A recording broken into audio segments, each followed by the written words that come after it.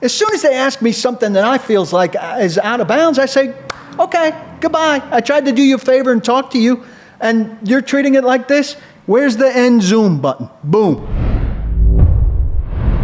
Deshaun Watson back in the headlines and has remained there with the Houston Texans. Sports Illustrated, with a report through Jenny Vrentas and two other writers, I believe, that gave details on the investigation that the NFL is attempting to do, and also just details on who they have reached out to as a news outlet, trying to get further information on what has happened behind the scenes. And they did not get information from anyone listed on any of the plaintiffs in this case. They did not reach out or get any information from the 17 people who have come forward on Watson's behalf in this case. These are people connected to those people in some way, and the 5 people, the anonymous quotes and stories that they used throughout their reporting. They did not reach out. The NFL has not reached out to the one independent masseuse that Jenny Vrentas interviewed during the course of her excellent reporting throughout this story, who didn't bring charge, I believe, hasn't brought a civil suit, hasn't brought a criminal suit. NFL hasn't reached out to her. And then, so she has an exclusive story, Vrentas in Sports Illustrated.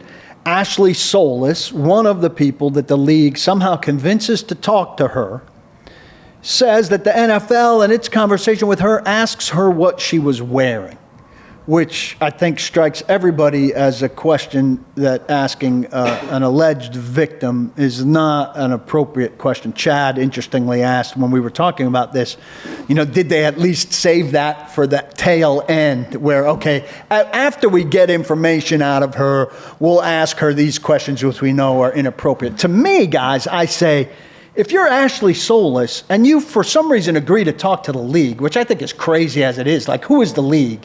They've got no authority. I don't care about the NFL end of this. As soon as they ask me something that I feels like is out of bounds, I say, okay, goodbye. I tried to do you a favor and talk to you, and you're treating it like this?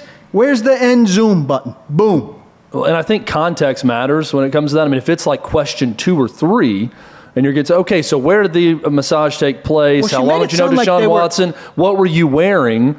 If that was question 3, then that's completely out of bounds. She made it sound like they were interjecting instead of letting her tell her story.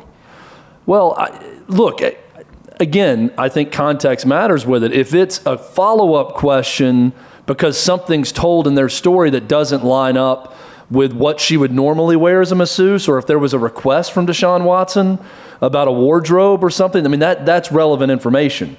Right? So I don't know. Again, if you're just opening the interview by saying, so what were you wearing when you performed this massage? Well, yeah, hang up. I'm totally with you, Paul. But if it's 30 minutes into an interview and she's saying something else that brings something up, and the question is something like, were you wearing something different than you would normally wear for a massage? Was there a request to wear something different?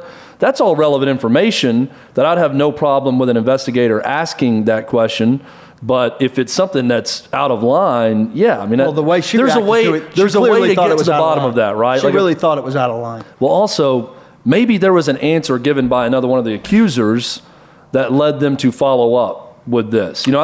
I've talked to people involved with NCAA investigations, for instance, and lawyers will know that the NCAA has more than they're letting on when they ask a question out of left field sometimes about something. Sure. And that's when they say, oh, they got that from somewhere. And it's usually an abrupt question that's brought on to surprise the person, and that's when you know they have something, and that's definitely a tactic when you're interviewing someone. Maybe another accuser brought up something or said something in the interview that made the NFL ask that question. Again, I don't know the context behind it, so it's tough to say if it was completely fair or not.